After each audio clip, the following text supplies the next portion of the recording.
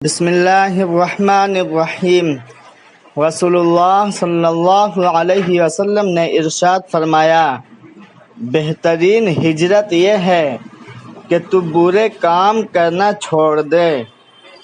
رسول اللہ صلی اللہ علیہ وسلم نے ارشاد فرمایا، رسول اللہ صلی اللہ علیہ وسلم سے ایک شخص نے جہاد کی اجازت چاہی۔ آپ صلی اللہ علیہ وسلم نے پوچھا، تمہارے والدین زندہ ہیں؟ عرض کیا، جی ہاں۔ فرمایا، پھر ان کی خدمت میں رہو، یہی جہاد ہے۔ فجر کی نماز کو اپنا نصیب بنا لو، ظہر کی نماز کو اپنا مقدر بنا لو، عصر کی نماز کو اپنی تقدیر بنا لو، مغرب کی نماز کو اپنی امید بنا لو، عشاء کی نماز کو اپنا مستقبل بنا لو۔ بہت سکون ملتا ہے مجھے تیرے سجدے میں اے اللہ۔ میری دعا ہے کہ میرا دم بھی نکلے تو تیرے سجدے میں نکلے، آمین۔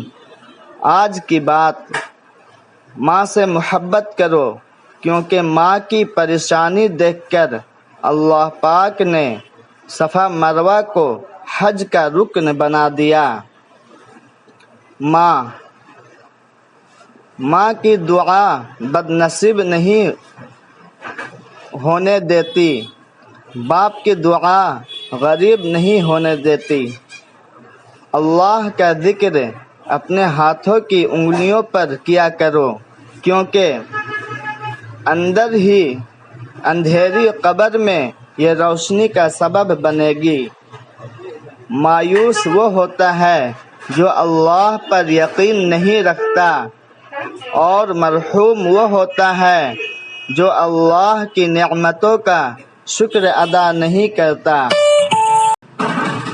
آسمان کا ہر فرشتہ حضرت عمر رضی اللہ کی عزت کرتا ہے، اور زمین کا ہر شیطان حضرت عمر رضی اللہ کے خوف سے لرزتا ہے۔ حضرت علی رضی اللہ عنہ، زندگی کے ہر موڑ پر صلح کرنا سیکھو، کیونکہ جھکتا وہی ہے جس میں جان ہوتی ہے، اکڑنا تو مردے کی پہچان ہوتی ہے۔ دوست وہ ہے جو دوست کا ہاتھ اس کی پریشانی اور تنگی میں پکڑتا ہے۔ دوسروں کی مدد کیا کرو، اللہ تمہاری مدد کرے گا۔ دوسروں کو سکون دینے والا کبھی بے سکون نہیں رہتا۔ حضرت علی رضی اللہ نے فرمایا، ہمیشہ اخلاق سے بات کرو، کیونکہ انسان پر سب سے زیادہ مصیبتیں اس کی اپنی زبان کی وجہ سے آتی ہے۔ اپنی اولاد کو اپنا دوست بنا لو، اچھا انسان بنا دو، ورنہ برے لوگ اپنا دوست بنا کر انہیں برا انسان بنا دے گا۔